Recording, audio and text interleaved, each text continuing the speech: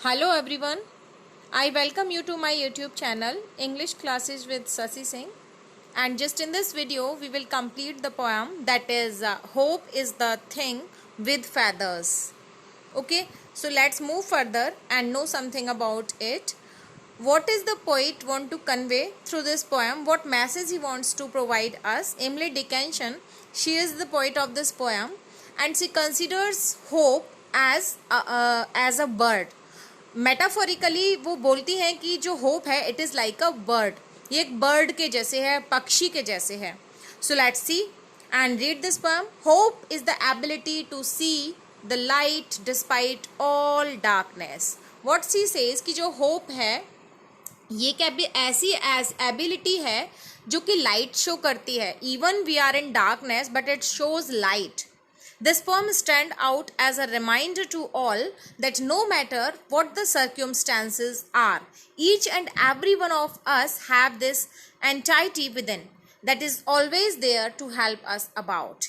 The poetess says that poem, ये जो hope है, it always reminds us that it doesn't matter that what the circumstances are around us, कि हमारे चारों तरफ कौन सी circumstances हैं, कौन सी conditions हैं, क्या परिस्थितियां हैं. होप इस चीज को मैटर नहीं करती. Means in each condition, in each circumstance it is with us, ये हमारे साथ रहती है. So let's move further and read about the poem. Hope is the thing with feathers that perches in the soul and sings the tune without the words and never stops at all. This is the very simple written and very small poem of Emily Dickinson. And what she says that hope is the thing with feathers. As I have previously told you that here she metaphorically says that hope is like a bird, but here she is telling that it is with a feather. What it means, as a bird is always with a feather, the same as hope is a thing with feather. hope एक ऐसी चीज है जिसके पास क्या होते हैं, feathers है, means पंख है जो कहीं भी आ जा सकती है, like a bird. Okay, that perches in the soul. And next she says कि ये परचेज करती है. परचेज मीन्स सिट्स कर सकते हो आप, स्टे कर सकते हो. कि ये कहाँ स्टे करती है, it stays in the soul. ये सोल में यानी कि इंसान की आत्मा के अंदर स्टे करती है, और टाइम आने पे ये कभी भी कैसे भी विदाउट वर्ड्स हमारे मुंह से निकल जाती है, हमारी आत्मा इसको सोचने लग जाती है, ये सारी चीजें. And sings the tune without the birds. और आगे बहुत ही सुंदर लाइनों में वो बोलती हैं कि ये फिर सिंगिंग करती है एक ट्यून में. और वो ट्यून कैसी होती है बच्चों, विदाउट वर्ड्स होती है. उस ट्यून के वर्ड्स नहीं होते. We only think about something that is hope.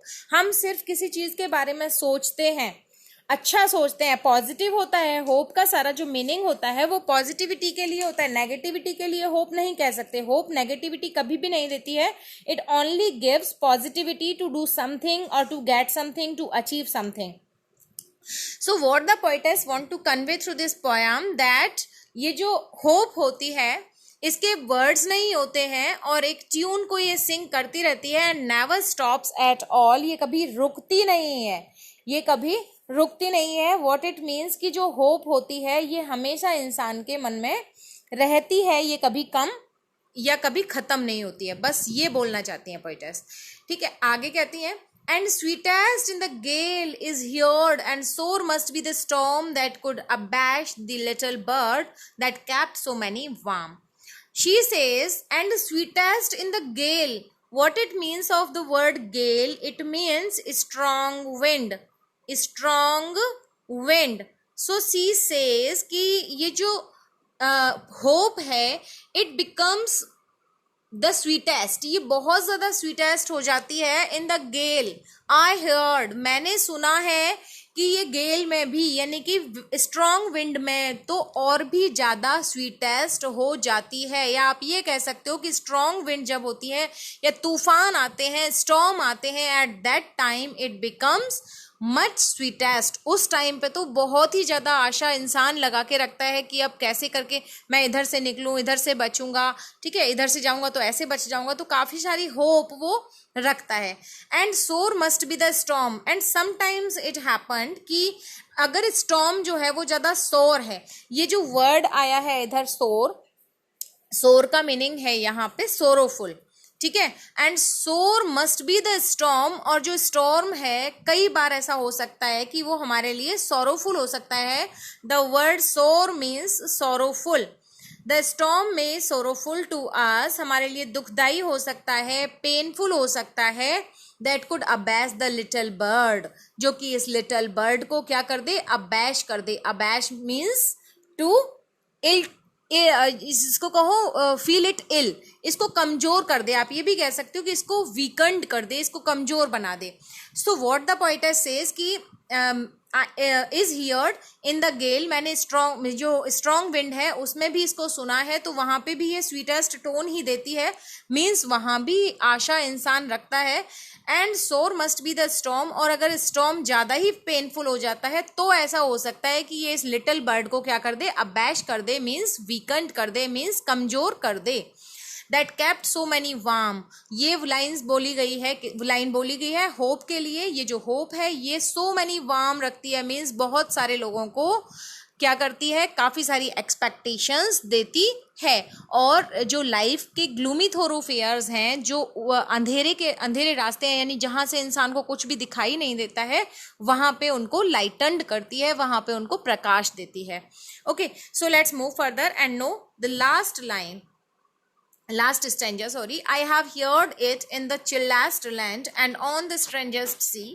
Poet's कहती है कि मैंने इसको सुना है, किसको, होप को मैंने सुना है, in the chillest land means coldest land पे भी मैंने इसको सुना है, and on the strangest sea, और स्ट्रेंजेस्ट सी पे भी मैंने इसको सुना है। व्हाट शी सेज कि मैंने इनको बहुत ही बिटर कंडीशंस में सुना है, मीन्स बहुत बुरी बुरी परिस्थितियों में सुना है, जहाँ पे चिलेस्ट लैंड हो, स्ट्रेंजेस्ट सी हो, वहाँ भी मैंने इसको सुना है। किसको, होप को सुना है।